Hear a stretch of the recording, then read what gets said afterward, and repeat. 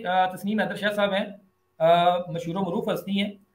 इन्होंने डॉक्टर साहब के लिए क्वेश्चन भेजा है। डॉक्टर साहब, ये आपको स्क्रीन पे नजर आ रहा होगा, आपने इसको रीड कर चुके हैं, तो मैं भी इसको रिपीट करूँ, इससे टाइम वेस्ट होगा। आप प्लीज मुझे इसका जवाब दे दें कि तस्नीम हैदर शाह साहब क्या कहना चाह रहे हैं। बिल्कुल, मैं एग्री करता हूँ तस्नीम हैदर शाह साहब से, क्योंकि सिर्फ पाकिस्तान में नहीं, यूके में भी रूल ऑफ लॉ एक तरफ और क्लैरिटी फॉर इंसाफ एक तरफ। लेकिन अगर आप ये देखें कि इसमें प्रोसेस बहुत स्लो है। मेरे ख्याल से अगर आपका हाई प्रोफाइल कोई केस हो, जिस तरह आप ये देखें अरशद शरीफ का जो इन्होंने वो कातलाना हमला करवा के उसको शहीद किया, उसके ऊपर जो तहकीकात हैं वो बहुत स्लो हैं और बड़ी तेज होनी चाहिए। लेकिन यस, प्रायोरिटाइज किया जाता है। यहाँ पे किसी को आप बाईपास नहीं कर सकते, किसी को आप पिक आउट नहीं कर सकते क्यू में से।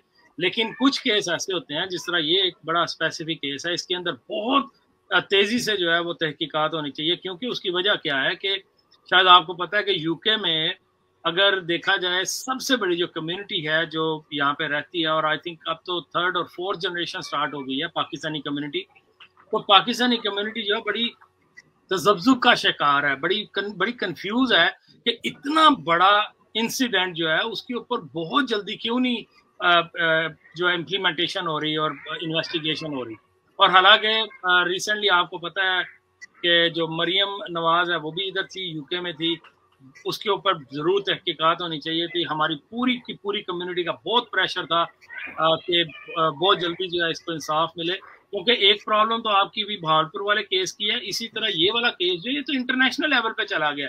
आप देखें कि आपका सहाफी भाई जो है वो कीनिया में सिर्फ अपनी प्रोटेक्शन के लिए गया था, अपनी पूरी फैमिली को छोड़ के, और उसको वहां पे असैसिनेट कर दिया गया। और उसका इंसाफ का इस टाइम यूके जुडिशरी से तल्लक है, और जो मेट्रोपॉलिटन पुलिस है, जो यहाँ यूके की पुलिस है, वो इसकी इन्वेस्टिगेशन कर रही है। लेकिन आप ये देखें कि उसके अंदर भी कितने ज्यादा डिलेज आ रहे हैं। लेकिन हम ये नहीं कह सकते कि ये जी इंसाफ नहीं प्रोवाइड करेंगे। लेकिन यस, क्योंकि जो लोग नॉमिनेट हैं इसमें, जो मुल्जमान है उसमें नवाज शरीफ और मरियम और उनका पूरा ग्रुप है, ये पूरे का पूरा ग्रुप जो है इसकी तहकीकात जल्दी से जल्दी होनी चाहिए, ताकि ये जो बिगेस्ट कम्युनिटी, इमिग्रेंट कम्युनिटी है यूके में, उसका भी बहुत जल्दी जो है फैसला हो सके। ताकि अब क्योंकि पाकिस्तान में इस टाइम इलेक्शन का दौर है, जिस तरह आपने जिक्र किया था, तो इलेक्शन के दौरे में ये बहुत जरूरी है कि आज जो सबसे बड़ी कम्युनिटीज यूके में रह रही है, उनको ये बताया जाए कि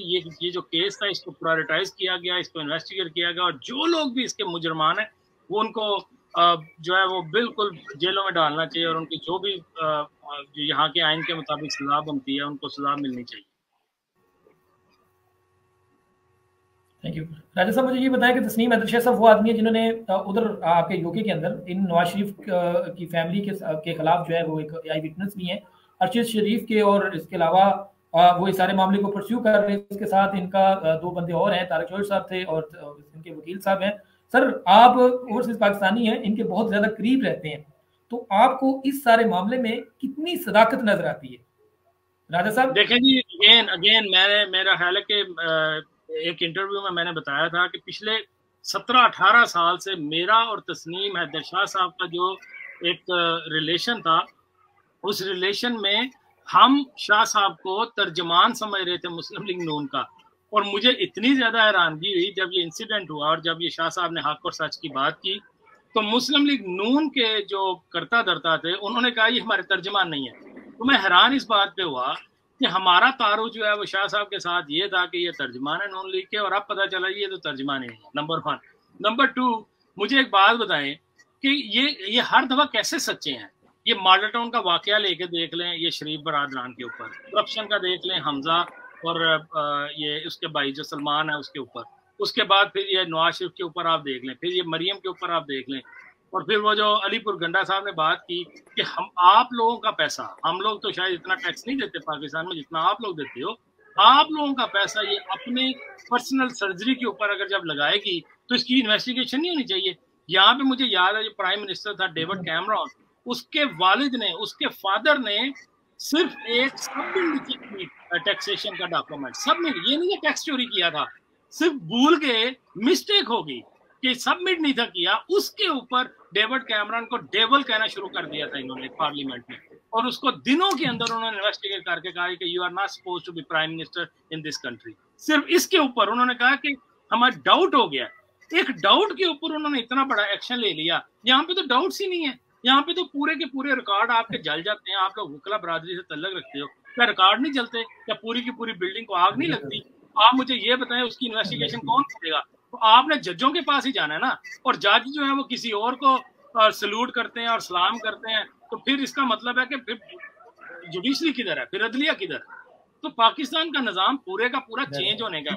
और मेरा ख्याल है कि इस टाइम हमारे पास जो बेस्ट चॉइस है, मैं आपका क्वेश्चन लेता हूँ, हमारे पास जो बेस्ट चॉइस है वो इमरान खान ही है। क्योंकि मैं ये नहीं कह रहा कि इमरान खान जो है दूध का दला या परफेक्ट आदमी है, मुझे बताएं इससे बेटर आदमी कौन है जो अल्लाह रसूल की और रियासत मदीना की बात करता है। टॉप ऑफ दैट आप ये देखें वो सिर्फ इंसाफ की बात करता है। टॉप ऑफ दैट देखें कि अगर वो सिर्फ पाकिस्तान में इतने कॉम्प्लिकेटेड सिस्टम में अपने आप को अगर वो जिंदगी गुजार रहा है, उसके पास वो ऐसी चॉइसेस है जो हम यहाँ पे 15-16 साल रहने के बाद भी नहीं उसको टच भी कर सकते। उसके पास तो ऐसी चॉइसेस थी, तो वो सारी की सारी चॉइसेस को बिल्कुल आई वुड से के कुर्बान करके पाकिस्तान हमारे लिए, आपके लिए और आने वाली नस्लों के लिए वहां पे बैठा हुआ है।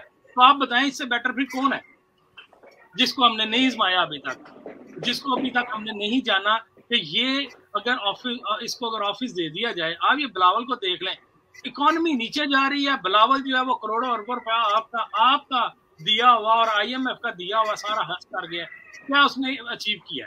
तो ये सारी चीजें जो है ये इस पार्ट ऑफ जुडिशरी